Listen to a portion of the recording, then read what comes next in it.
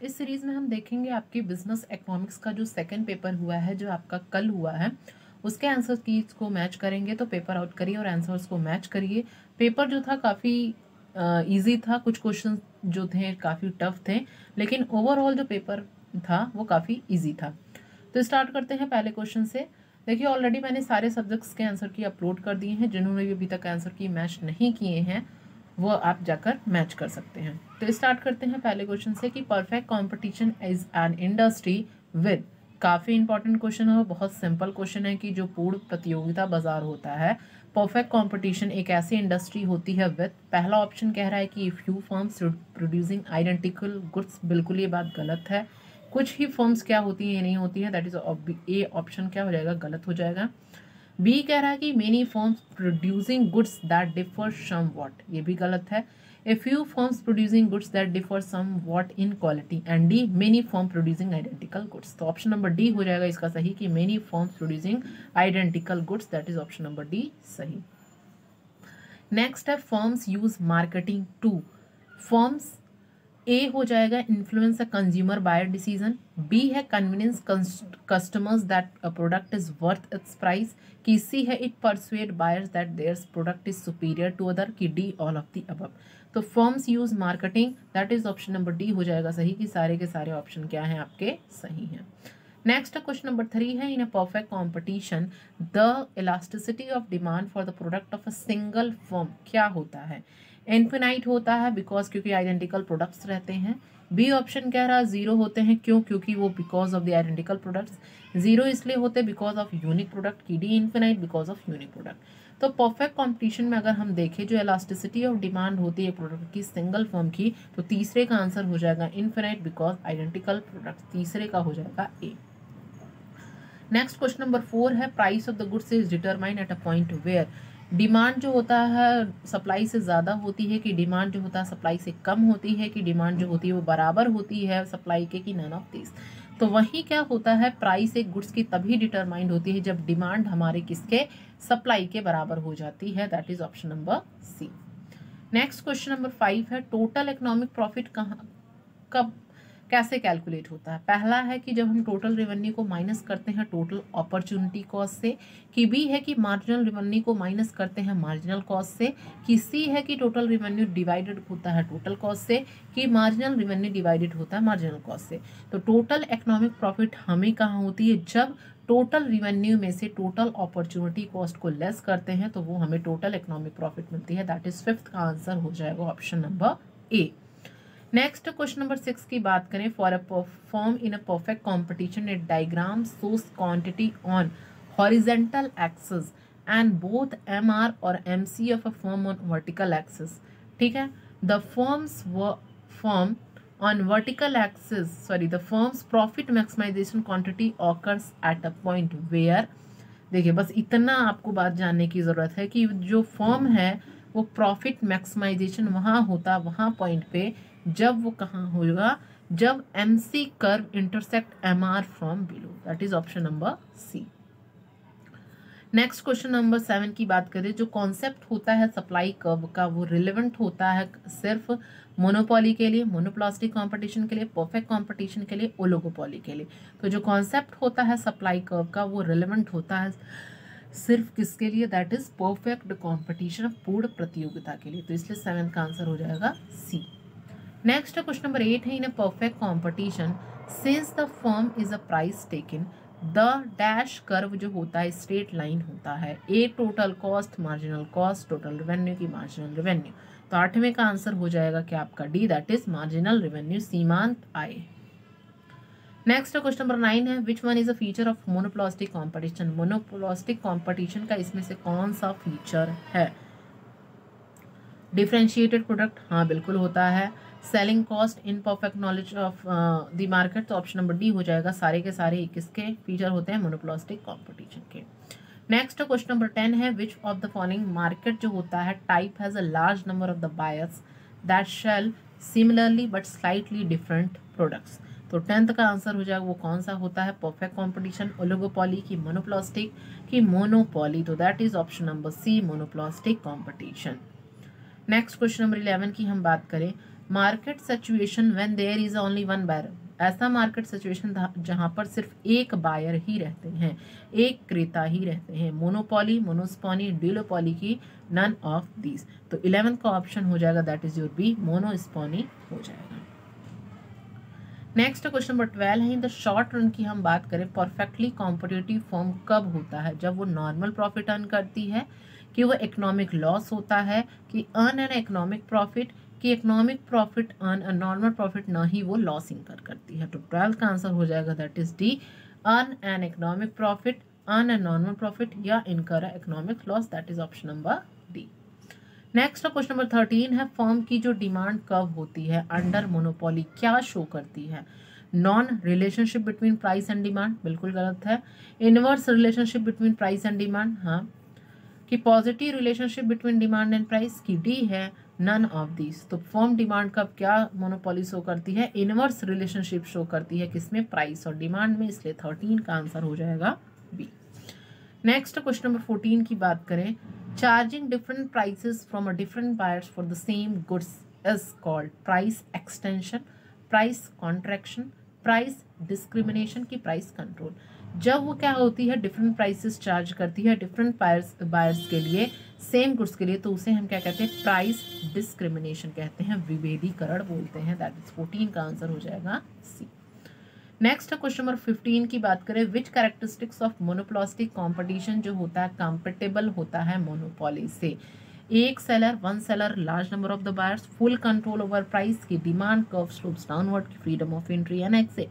तो 15 का आंसर हो जाएगा दिस, कि 6C हो जाएगा कि demand curve slopes downward. Next है क्वेश्चन नंबर 16 है, विच मार्केट इंड्यूसेस कार्टेल? तो किस मार्केट में कार्टेल? ग्रुप, कार्टेल का मतलब क्या होता है? ग्रुप। परफेक्ट कंपटीशन नहीं, मोनोपोली नहीं, ओलिगोपोली में क्या होता है? कार्टेल एक ग्रुप के फॉर्म में होता है, दैट इज 16 का आंसर हो जाएगा ओलिगोपोली। नेक्स्ट क्वेश्चन नंबर 17 है, compared with the monopolistic competition A firms की डिमांड कब अंडर मोनोपोली क्या होती है? इक्वली इलास्टिक होती है, लेस इलास्टिक होती है, मोर इलास्टिक होती है, इनफिनिटली इलास्टिक होती है। तो अगर हम कंपेयर करें मोनोपोलिस्टिक कंपटीशन से, तो एक फर्म की जो डिमांड कब होती है मोनोपोली में, दैट इज ऑप्शन नंबर 17 का भी हो जाएगा less elastic.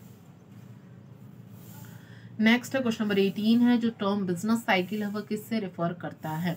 Fluctuation in aggregate economic activity over time, कि बी है अप्स और डाउन्स होते हैं जो प्रोडक्शन ऑफ गुड्स में, कि सी है डिक्लाइन होता है इकोनॉमिक एक्टिविटीज में, कि डी इंक्रीजिंग अनएम्प्लॉयमेंट रेट। तो बिजनेस साइकिल क्या होता है? Business cycle is refers to as a fluctuation होता है aggregate economic activity over time, that is option number A.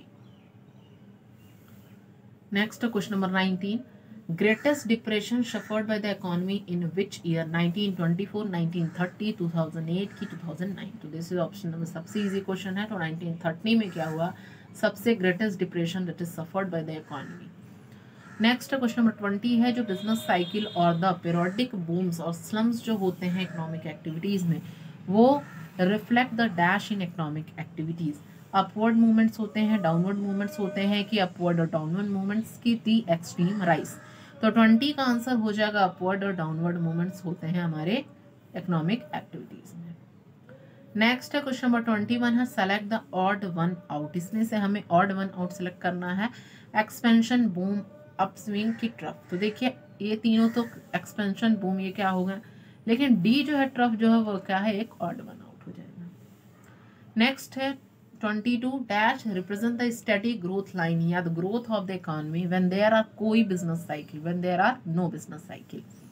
Peak है, ट्रेंड है, डिप्रेशन है, एक्सपेंशन है। तो 22 का आंसर हो जाएगा that is your trend, that is option number. Next question number 23 है, ए सिग्निफिकेंट डिक्लाइन अगर हमारे जनरल इकोनॉमिक एक्टिविटी में होता है, it extending over a period of time, is business cycle, contraction phase, recession की recovery. तो 23 का answer हो जाएगा that is your C, recession. Next है क्वेश्चन नंबर 24 है, द लोएस्ट पॉइंट जो होती है बिजनेस साइकिल में वो किससे रेफर करती हैं? एक्सपेंशन से, बूम से, पीक से, की ट्रफ से। तो 24 का आंसर हो जाएगा दैट इज योर ट्रफ, गर्त से, that is option number D. Next question number 25 है, industries that are extremely sensitive to business cycle, वो क्या होती है, ड्यूरेबल गुड्स और सर्विस सेक्टर्स की, नॉन ड्यूरेबल गुड्स और सर्विस सेक्टर्स की, capital goods and non durable goods की, capital goods and durable goods sectors. तो 25 का आंसर हो जाएगा that is your D, capital goods और ड्यूरेबल गुड्स सेक्टर्स। नेक्स्ट है क्वेश्चन नंबर 26 है, फीचर्स जो होता है बिजनेस साइकिल्स का वो क्या इंक्लूड करता है, पेरियोडिकली, कि बी डिफरेंट फेसेस, कि ऑर्गेनाइट्स इन अ फ्री मार्केट, की इकोनॉमी, की ऑल ऑफ दी अबव। तो 26 का आंसर हो जाएगा दैट इज डी, सारे के सारे फीचर्स हमारे किसके होते हैं, बिजनेस साइकिल्स के होते हैं। नेक्स्ट क्वेश्चन नंबर 27 है, एक firm should shut down in the short run if is not covering it's variable cost, fix cost, total cost, explicit cost. 27 का आंसर हो जाएगा वेरिएबल परिवर्तनशील लागत। नेक्स्ट क्वेश्चन नंबर 28 है, जो फेजेस होते हैं बिजनेस साइकिल का वो इंपॉर्टेंट होते हैं किसके लिए, मैनेजरियल डिसीजंस के लिए रिगार्डिंग द एक्सपेंसर या डाउन साइजिंग के, कि बी है new business to decide on entry into the market, कि सी है the success of the new product, की D all of the above. तो फेज जो होते हैं बिजनेस साइकिल को वो इंपॉर्टेंट होते हैं किसके लिए, दैट इज सारे के सारे ऑप्शन इसमें सही हो जाएंगे, all of the above.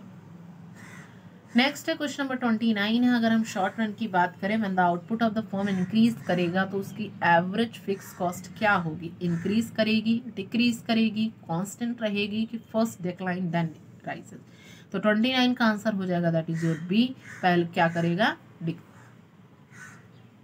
Next question number 30, according to Keynes interest is payment for use of durable goods, use of capital, use of money, की यूज ऑफ लैंड। तो 30 का आंसर हो जाएगा that is your B, use of capital. Next question number 31, with which of the theories of wages is the name of John Stuart Hill associated, marginal productivity theory, की wage fund theory, की subsistence theory of wages, की iron law of wages. तो 31 का answer हो जाएगा that is your B, wages fund theory. Next है 32, profit को हम किस और नाम से जानते हैं, contractual rent, residual income, net income, की नन ऑफ द अबव। तो 32 का आंसर हो जाएगा रेजिडुअल इनकम्स के नाम से जानते हैं। नेक्स्ट है क्वेश्चन नंबर 33 है, under marginal productivity theory reward for labour को डिटरमाइन किया जाता है ऑनर के द्वारा, लेबर के द्वारा, गवर्नमेंट के द्वारा, की मार्जिनल प्रोडक्ट के द्वारा। तो 33 का आंसर हो जाएगा that is your marginal product सीमांत उत्पाद।